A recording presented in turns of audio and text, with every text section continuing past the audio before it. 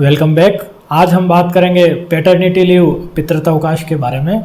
जैसा कि हम सभी जानते हैं, इस अवकाश की स्वीकृति एक पुरुष कर्मचारी को अपनी पत्नी की गर्भावस्था एवं प्रसव के समय देखभाल के उद्देश्य से की जाती है।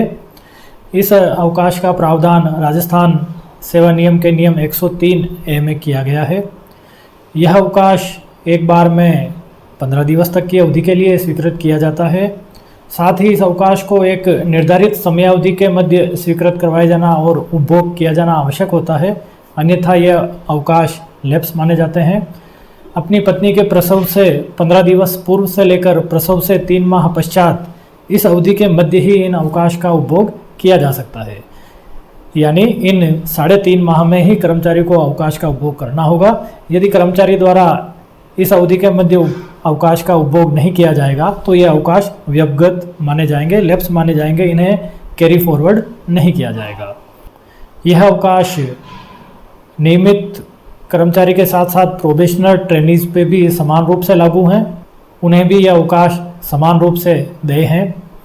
इस अवकाश को स्वीकृत किए जाने की एक प्रमुख शर्त यह है कि अवकाश आवेदन से पूर्व कर्मचारी के जीवित संतानों की संख्या 2 से कम होनी चाहिए, तभी यह अवकाश स्वीकृत किया जा सकेगा। साथ ही यह अवकाश संपूर्ण सेवा काल में 2 से अधिक बार तक स्वीकृत नहीं किया जा सकेगा। इनको हम कुछ एग्जाम्पल के माध्यम से समझने का प्रयास करते हैं।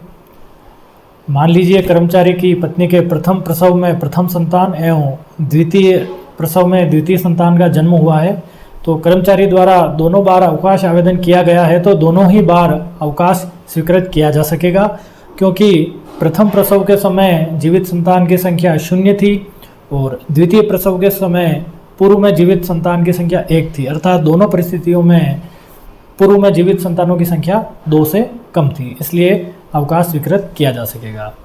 इस नियम का आशय यह है कि कर्मचारी के 2 जीवित संतान होने के बाद यह अवकाश स्वीकृत नहीं किया जा सकेगा। एक परिस्थिति पर विचार कीजिए, यदि प्रथम प्रसव में ही जुड़वा बच्चों का जन्म हो जाता है तो यहाँ अब कर्मचारी के जीवित संतानों की संख्या 2 हो चुकी है। यदि भविष्य में किसी आगामी प्रसव में कर्मचारी द्वारा अवकाश का आवेदन किया जाएगा तो यह अवकाश उन्हें स्वीकृत नहीं किया जा सकेगा। क्यों? क्योंकि इस प्रसव से पूर्व ही उनके जीवित संतानों की संख्या 2 हो चुकी है। भले ही उन्होंने पितृत्व अवकाश का उपभोग पूर्व में एक ही बार किया है, परंतु अब इस शर्त के अनुसार क्योंकि जीवित संतानों की संख्या 2 है, इसलिए उन्हें यह अवकाश स्वीकृत नहीं किया जाएगा। जैसा कि हमने पहले चर्चा की थी कि यह अवकाश एक कार्मिक के सेवा काल में अधिकतम 2 बार ही स्वीकृत किया जा सकेगा। मान लीजिए किसी पुरुष कर्मचारी को 2 बार यह अवकाश स्वीकृत करने के बाद भी जीवित संतानों की संख्या 2 से कम है, तो भी आगामी प्रसव में उन्हें यह अवकाश स्वीकृत नहीं किया जाएगा, क्योंकि 2 बार उन्हें पहले ही अवकाश स्वीकृत किया जा चुका है। इस अवकाश में अवकाश वेतन उसी दर से दिया जाएगा जिस दर से कर्मचारी अवकाश पर जाने से पूर्व वेतन आहरित कर रहे थे, अर्थात उन्हें पूर्ण दर से अवकाश वेतन का संदाय किया जाएगा। इस अवकाश को किसी भी अन्य अवकाश के साथ या उसकी निरंतरता में स्वीकृत किया जा सकेगा।